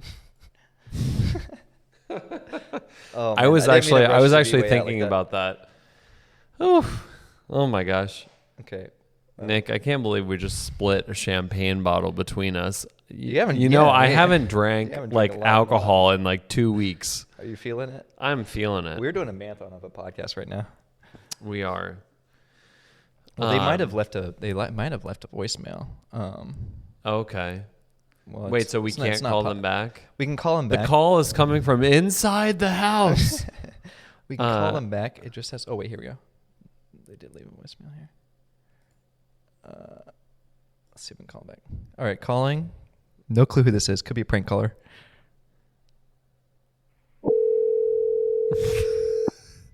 Is it somebody calling about the extended warranty on our vehicle? That'd be hilarious if we're calling a hey, you're live on Minor Details. Who's this? Sorry, What's that? I think you're breaking up a little bit. all right. Can you hear me? Yeah, I can hear Yeah. Okay, I had a question for you guys. I'm a long-time listener. Congrats on 100 episodes. Thank you. And my question was, what do you do? Oh no. Oh no. Yeah, You're breaking up a little bit again. Have you guys answered that already? Yeah, we can kind of hear you. Let's hear it. Yeah. So what do you guys do sort of like creatively outside of design, and then what do you take from your design process to apply to that, and like vice versa? Are there any things that you learn from creative pursuits separate from design that give insight to your design process? I get it. So he's saying, what do we do outside of design creatively, right, that we bring back into our design process? Okay. Yes. And what was your name? Oh, my name is Alessandro. I'm an industrial designer in San Francisco.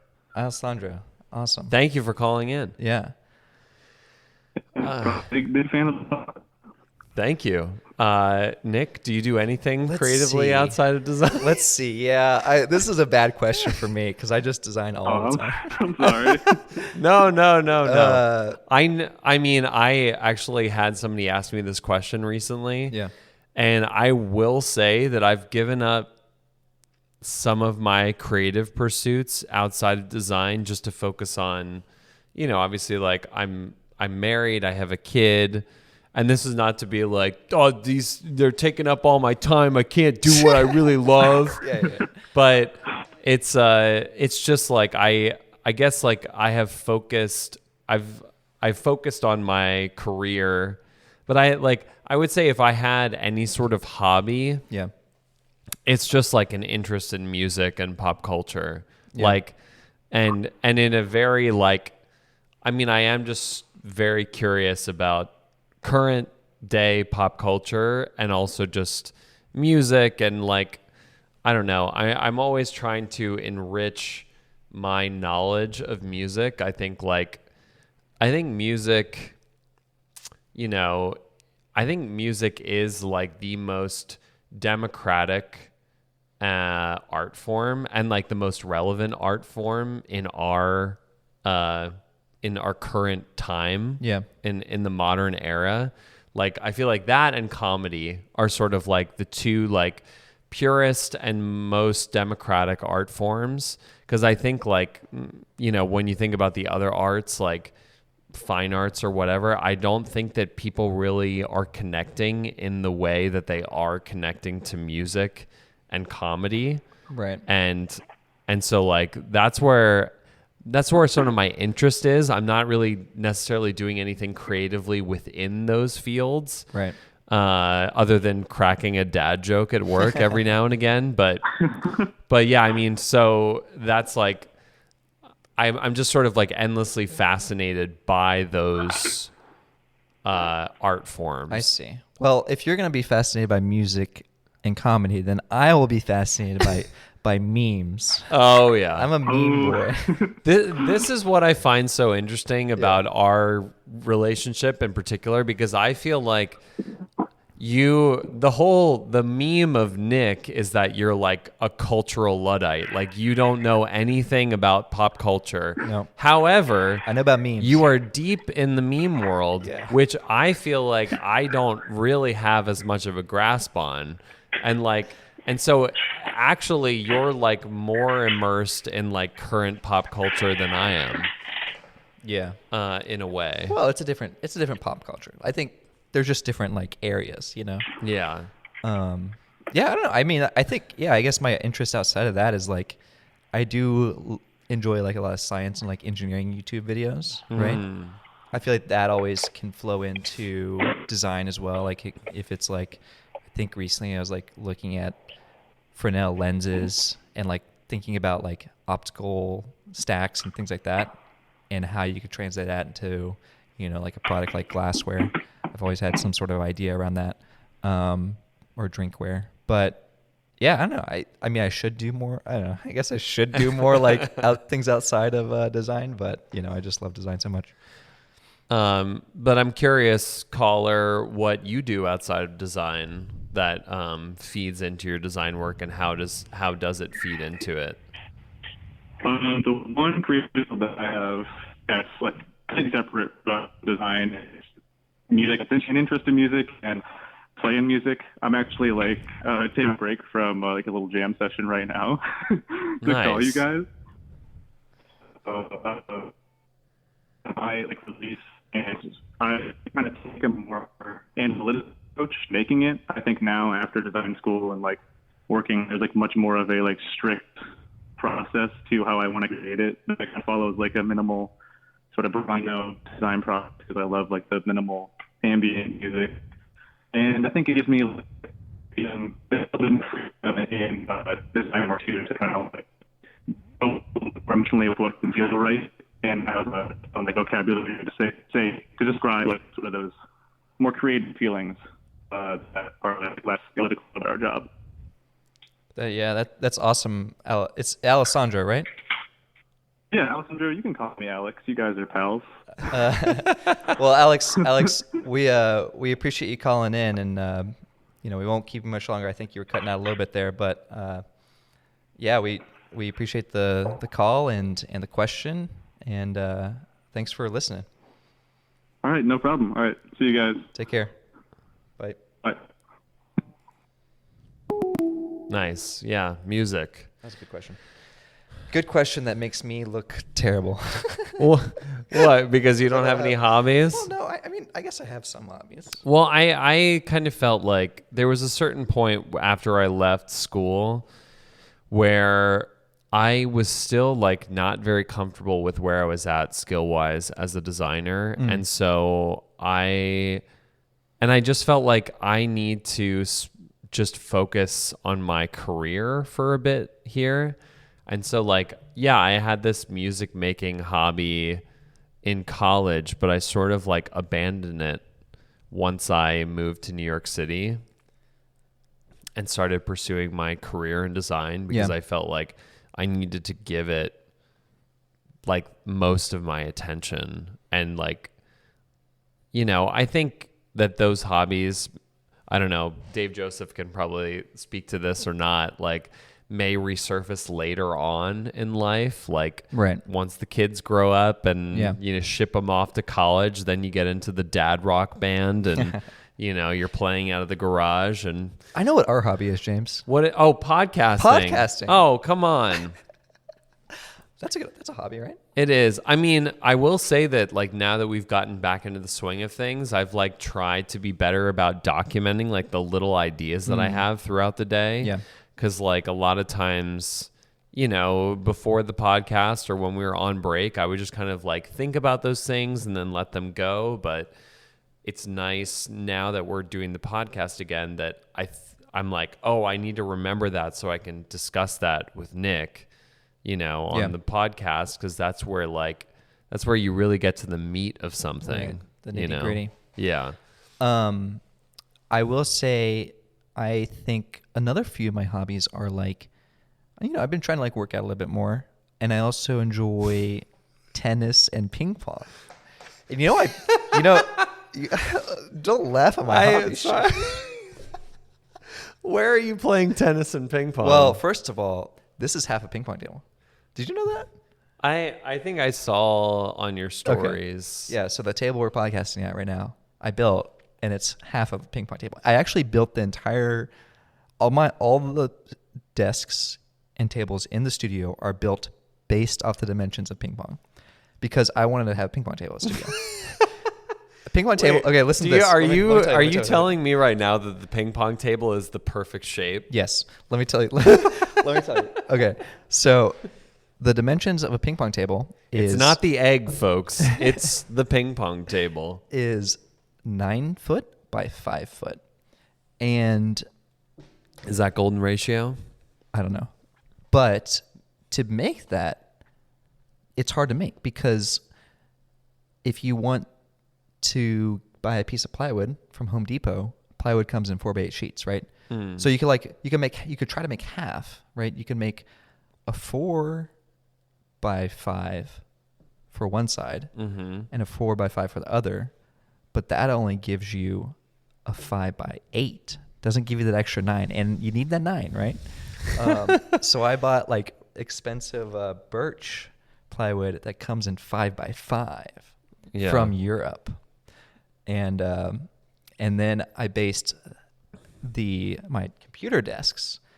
2 of them connect up to the 5 by 5. What's the history of ping pong? Where does it originate? Oh, I have no clue. Don't ask me about that. I mean, I'm curious because like if these are like not standard sizes in the US, but they are in Europe, I mean, I would assume that ping pong, like, I don't know. I've never really looked that up. All right, I'm going to look it up right now. Where did ping pong... Maybe it is originated in Europe, because... England? Yeah, I guess that's where tennis came from, right? Did tennis but like, what was the first ball that they used? Because that ball is very like... How old is It's a very ping pong? mass-manufactured ball right there. Anyways, I'm just proud of my tables. I just had to get that out there. They call it looks like they prefer to call it table tennis. Right, that's the proper term. But over here in America, we say ping pong. Slang. Where does that come from? I don't know. Well, it comes from the sound. Because it's ping pong. Ping, well, yeah, of course it comes from the sound, but when was that term first coined? I'm so curious about the history of table tennis right now. Because I imagine, in those England winters, they were like, well, we can't exactly go outside and play tennis right now, can we? Well, but could we do it on this table right here? In the early days of the 20th century, and was originally called ping pong. So ping pong's OG. The name actually. table tennis was adopted in 1921 to 1922 when the old Ping Pong Association formed in 1902 was revived. So there's been a ping pong association as far back as 1902. That's crazy. But I'm curious about the evolution of the ball. I mean, that would be a good design thing to figure out for sure. Like, what was the ball originally? Because, like, how do they make a ping pong ball? Is that injection molded? Well, it comes in 2 halves. Is it blow molded? Wait, 2 halves? It's. Do you think it's sonically welded together? Possibly. It's really thin, and I think it has compressed air in it, or nitrogen. Seems to. I think there is. It's definitely like pressurized or something, I believe. Yeah. Because you can, if you poke a hole in it, it doesn't work as well. I must know what the history of the ping pong ball is, but maybe we'll get to that on another episode of Minor Details. This is why we need a producer, just to bring up the wiki. Yeah. All right. Well, so basically, your entire studio was built around college vibes. No. Listen, in college they play beer pong. I don't play that. I play ping pong. Okay. Yeah. We play regulation. We play. Is this 5 by 9. this like a Baker family? Yes. Okay. Yeah, it's a tradition okay. in the All family. right. We had a ping pong table. See, we were more of a foosball family. Oh, that's fun. Yeah. I think we had a foosball table too, but definitely ping pong was. I have outmatched by myself. I've opposed 2 people on the opposite team. And 1v2. 1v2? Crushed. Dang. Vanquished. We've never my played foes. foosball. We should play foosball sometime. Yeah. Although I'm I'm actually terrible. Okay. I was in Chicago with one of my good friends, Chris Carpenter, shout out, a couple of years ago, and we got sharked by a foosball player that was like the most astounding foosball player I've ever seen. He was literally like passing the ball to himself line to line, row to row, controlling the ball. When people start controlling the ball, it's game over. But I mean, do you spin? Do you do spin or no spin? On foosball? On foosball. No, I can't spin. On okay, foosball. no spin. I can spin obviously in ping pong. Well, no. Obviously, you can. You're I'm talking about. Oh, you're saying rule wise. You're saying when you kick the player, do you let the handle go? Whee! Well, spinning is that's illegal. That's against the rules. Yeah, spinning is just like random luck, like brute force, sort of maneuver in foosball. Yeah. So anyway, these are the things that really matter in the world of industrial design. I will say, okay, I mean, on this topic, because I definitely I enjoy the games. I like a good game. And I also enjoy pool. Yeah. I've been picking that up a little bit more recently. And I've always wanted to design a pool table that's this perfect cube. Or not a cube, but like just a monolith. So like imagine what I have right now, which is this plywood, right? Two pieces of plywood come together. Imagine just a big sheet of plywood on top, and then the pool table is cut out of the top, and then just goes plywood down on the sides. And of course the edges are beveled, so it's just like seamless, and it's almost like a Judd cube. It's just like perfect cube. And then the pool table's in the middle. I think that'd be a really cool design. Wait, the pool table's in the middle? Well, yeah, just like it's just a cube. A cube with the pool table in it. It's a cube though. It's not a rectangle. Sorry, it's a rectangle. It's a rectangular it's a box. prism. It's a perfect box. I see. Interesting. I mean, what's holding you back? I don't know. I already have ping pong table. I gotta Yeah.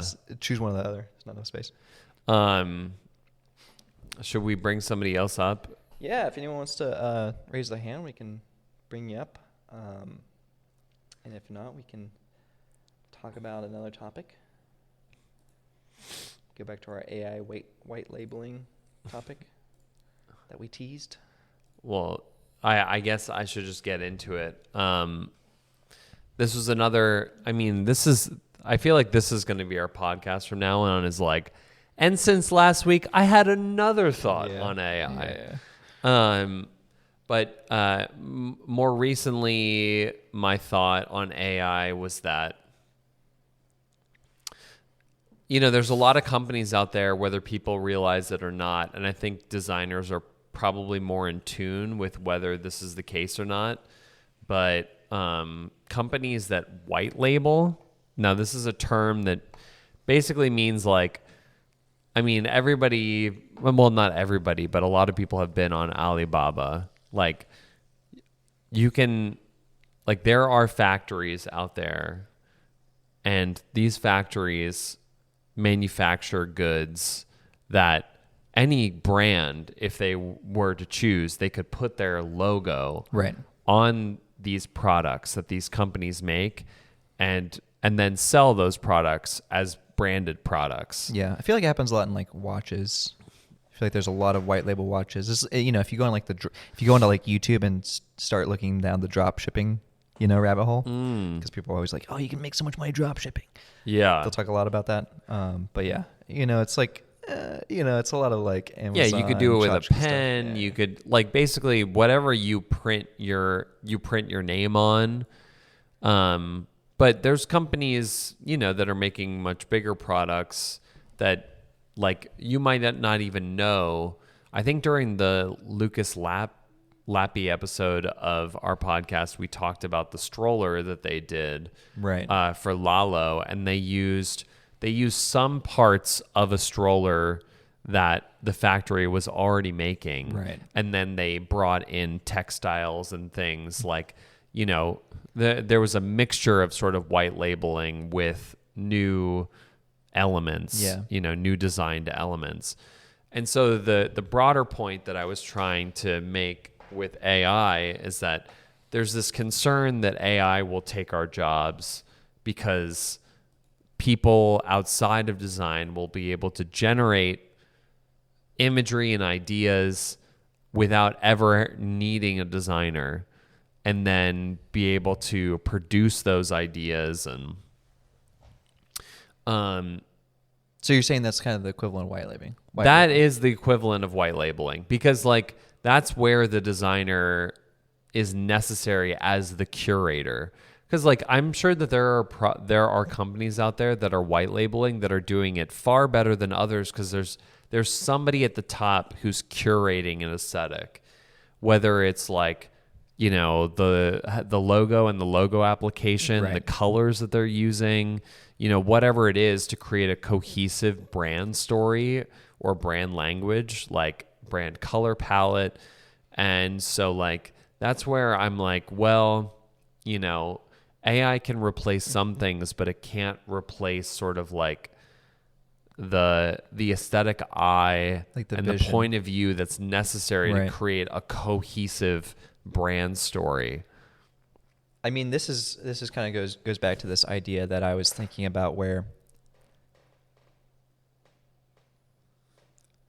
AI almost lets marketing and brand people design. Right. Because what you're saying is if it's white labeling for design, it's any person who has a vision can just type in what their vision is and design an image and then send that to the factory, which I still want to see it happen. I still want to see that project happen. I'm sure someone's working on it.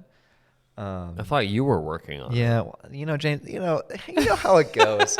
I have ideas and I start doing them and I get sidetracked by a new idea. It's a curse, right? Uh-huh. I saw this meme that was I just have to finish this project. I just have to finish one project. It's just this cycle of a cycle of life of just trying to finish a project. I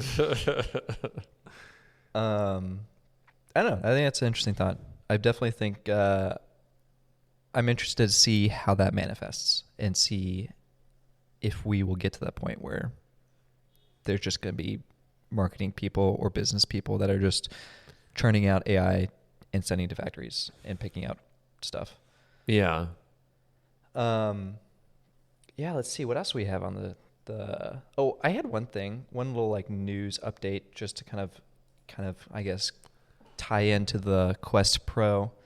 I think Instagram is now testing the ability to make and create NFTs on the app, which I think is kind of wild. I think you mentioned that on a couple, or on maybe the last episode. Yeah. So it's been this way for a bit, where you can post an NFT that's already been made somewhere else online, and people can see it, and it says digital collectible, and it's actually like when you rotate your phone, it looks like it's like shiny, which is kind of funny. It's like, wait, is there glare on my screen? But now they're testing actually creating and selling them. Okay. Which I will go back, because I think a lot of people were kind of critical of Mark Zuckerberg saying that he wants to create this open, ecosystem and open metaverse.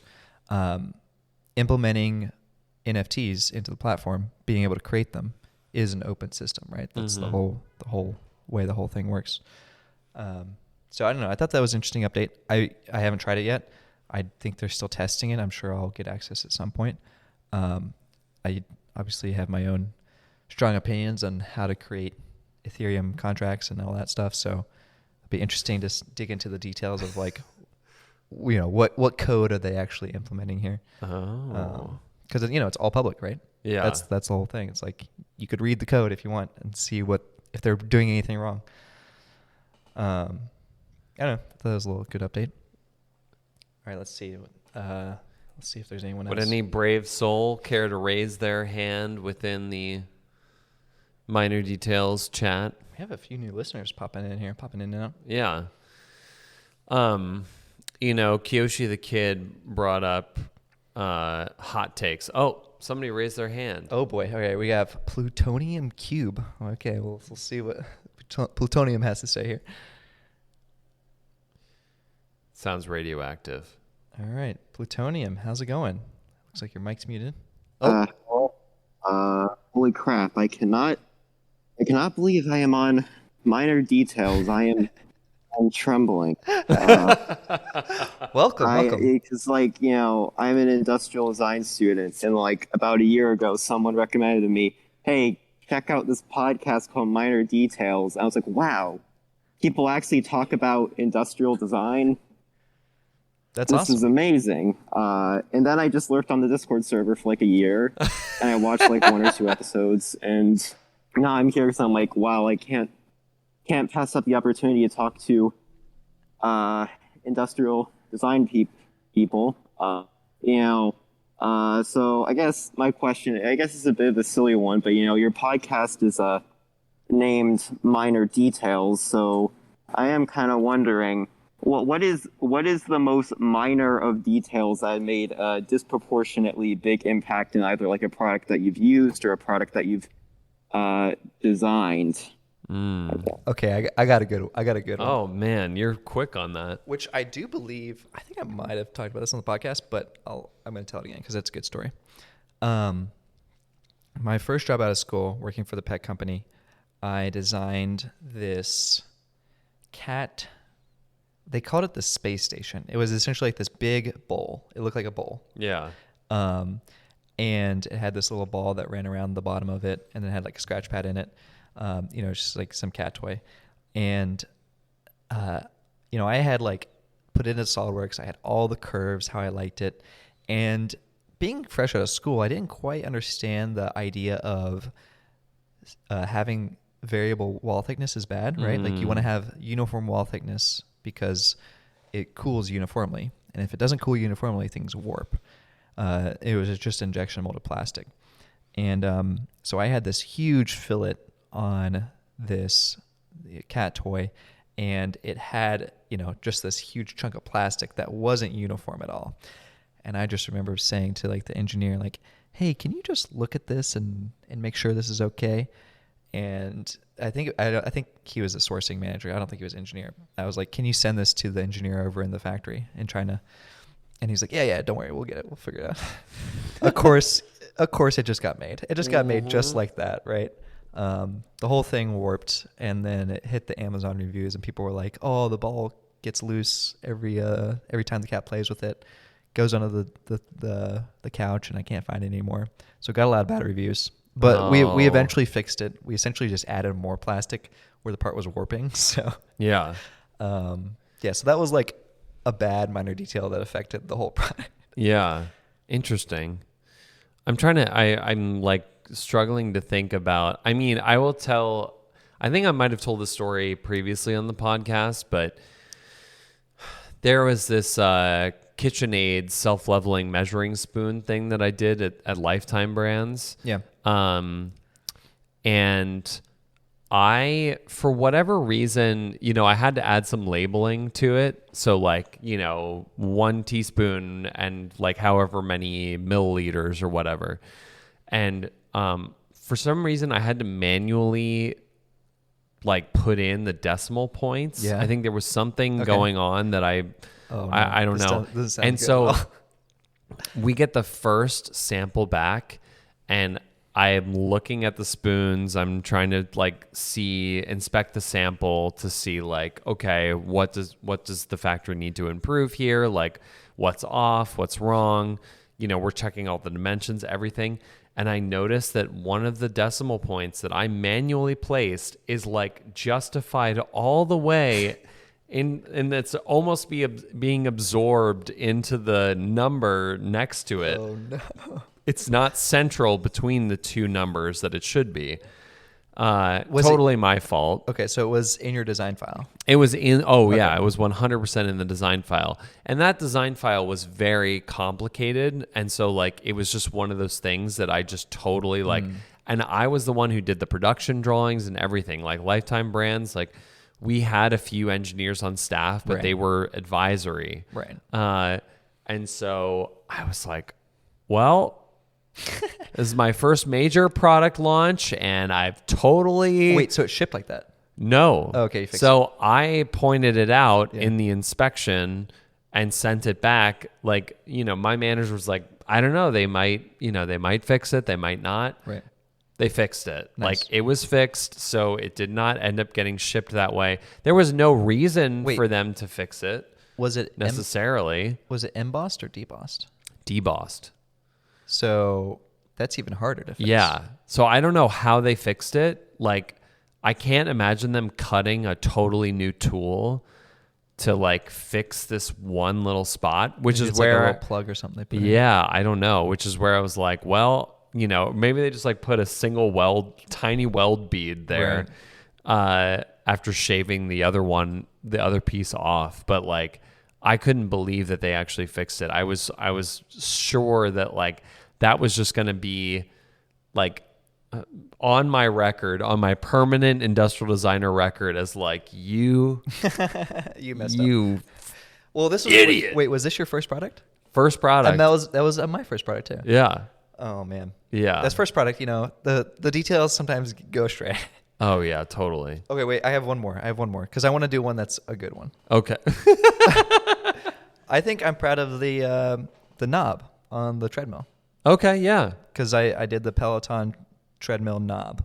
The tread. The new knob. That's the official name of that product. Is the tread. Yes, you know the names. I'm just like the freelancer. But the minor detail on that one is that it has kind of a resistance click. So like when you roll the knob, it like kind of like clicks in a certain number, right? It's like just like clicks every increment, and of course that correlates to the speed you're trying to run on the treadmill or the incline. And I made the surface detail, which is just a nice little filleted pill shape, the volcano. I made the exact number of pills as there are clicks. So every time it clicks, it just moves a little pill. Nice. No one would ever notice. Right. But that's a minor detail that I think adds to the experience. Yeah. In my totally. heart. In my heart.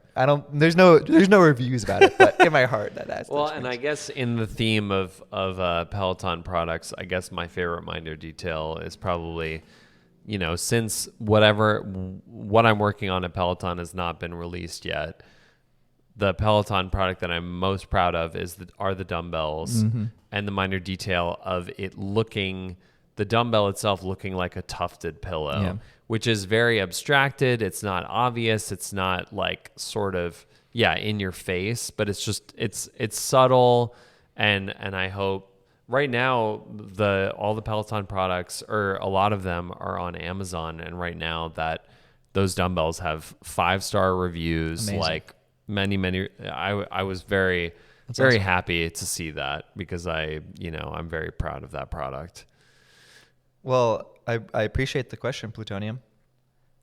Thank you so much. I am very glad to be here. Anything exciting that you're working on right now in school, or some concepts that you're excited about exploring? Oh dear, that's a really good question. Let me think. I mean, we're talking about lamps now, because like that's the next thing. Make a lamp out of like acrylic and like styrene.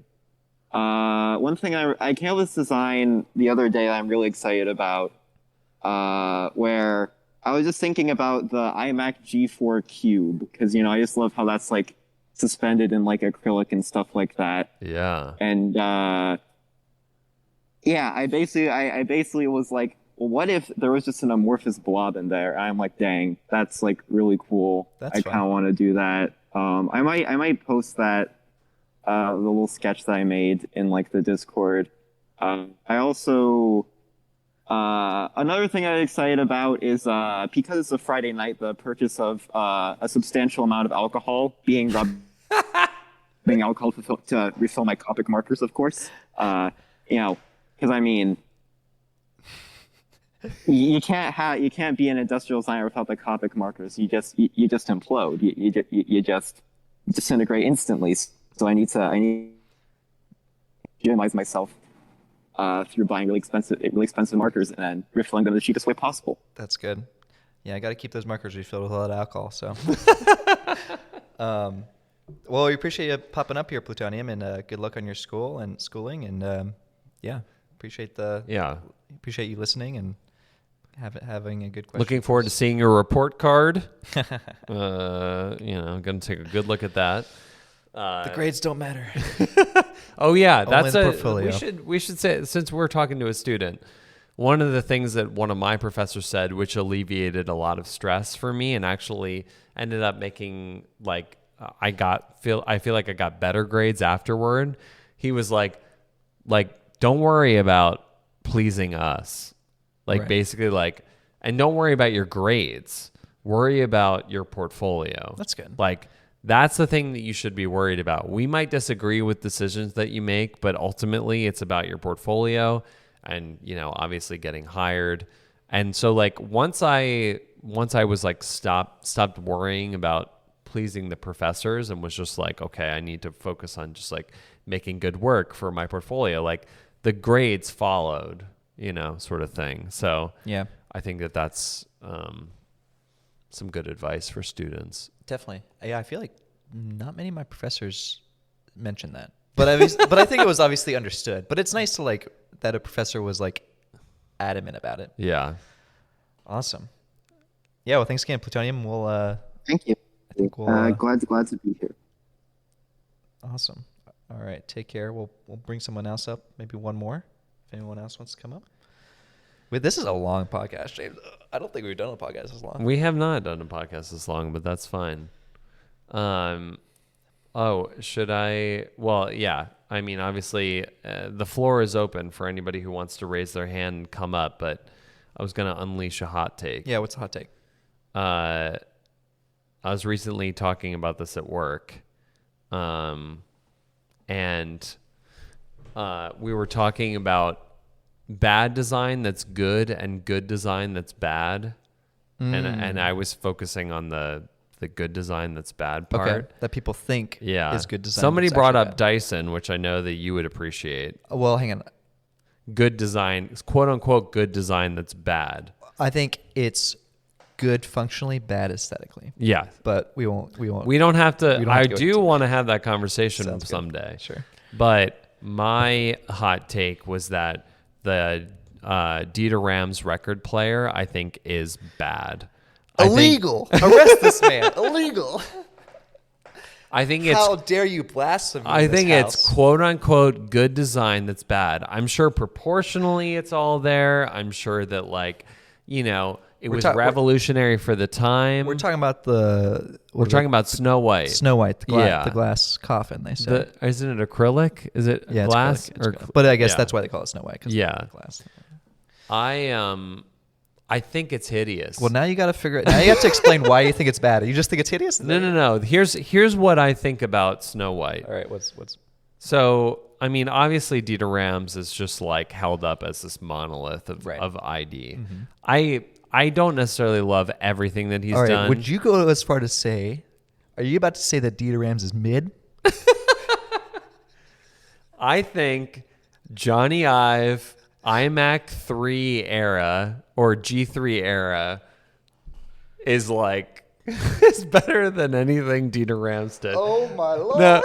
No, here we go. So what I'm saying about the record player is like, I understand how it was revolutionary for the time because like, I feel like, and I should really do my research and like history of product. Right. But I feel like at that time, a lot of what you saw in terms of record players was like a lot of wood or like brushed metal sort of thing. Right. Like, and so I mean, the acrylic was pretty new, I think. Yes. And so like a lot of record players were probably, you know, and just like home entertainment systems were predominantly wood or metal. Or metal. And so like, I feel like the minimal usage of the wood in there is actually like this stripping back of a convention. And then obviously the acrylic is the introduction of a new material. But I feel like the three materials combined do not work. I think that record player would be so much nicer if it did not have the wood accents. I 100% agree. You agree? Yeah. Now that you say it, I think if it was metal sides with the acrylic, it would have given more prominence to the innovation of bent acrylic. Yeah. Right. It was like, I don't think it was a very popular thing to use was this bent acrylic method. So it's just like the wood distracts it. I think you're right. Yeah. I think like, I feel like there's sort of an unwritten rule when it comes to industrial design, which is like the amount of differing materials that you use within a product. And I feel like metal and acrylic would be an amazing record player. Right. Metal, acrylic, and wood is too much. So there's this pretty prominent furniture / I guess object interior designer called Philip Moulin. I think I butchered his name, but I was either reading or watching an interview by him, and he every product he makes is only one material. So everything he makes, whether it's a chair or a desk, he only focuses on one material. So he won't add extra materials, which I think is like it's a good rule. Because one, it makes your designs less busy and more focused. And also, I think it's just easier to design something with one material. You don't have to like worry about balancing the two. But you're right, 3 materials is a lot. I think two materials is sort of like max as major gestures. Right. Because like in that piece, well, if in you Snow have White, like plastic screws and stuff, you're talking about a like big wooden sides, I think sheet metal or something like metal body, right? And then acrylic top. Like all of these 3 major pieces are different materials treated differently. I don't like it. I really don't like it. I mean, also to riff on the topic of good design that's bad. Also, I don't know if this is necessarily iconic design, as in like quote unquote like good design, but I think that was kind of my beef with the layer bookend speaker for Bang & Olufsen. Was it had a lot of details going on with like wood and fabric and metal. I don't know if there's fabric on it. We have to look it up again. I know we talked about it on the podcast, but yeah, I think it's the same thing where it's like I think you just got to strip back and focus on that one element. Yeah. Whatever that innovation is. Yeah. I mean, there's a dominant gesture and there's a subdominant in some cases. We made it, James. We did it. 2-hour podcast, man. What a podcast. Yeah. 100 episodes. Now, 100. 100. What are we doing? Well, we got to go 200, I guess, after this. Oh my God. Well, of course, inevitably. Well, it's funny because like we took time off and then like we recorded 4 more episodes and got to 100. Right. Cuz like, we're getting back into a flow now. So it kind of feels like it already does kind of feel like the second era, the second chapter of this podcast history. Well, technically it's season 4, but I put in the season. Are you going to get technical on me now, Nick? Because we, every year we end the season, so it's we do the finale. But yeah, I agree. It's like the new age for sure. Yeah, and we got the rebrand to signify that. Yeah, it's exciting. So yeah, I don't know. Any closing thoughts on this journey? I think it's just been a lot of fun, and I hope to keep doing it. I mean, I feel like it's almost like a diary of our lives at this point, Yeah. Just listening back to like the first episodes, just like hearing us like scramble around. I mean, we're still scrambling around, but it's just like it's a fun thing, Yeah. So I don't know. I think also I really appreciate everyone listening and just supporting us. I mean, it's like, it's nice that people listen. Yeah. Oh yeah.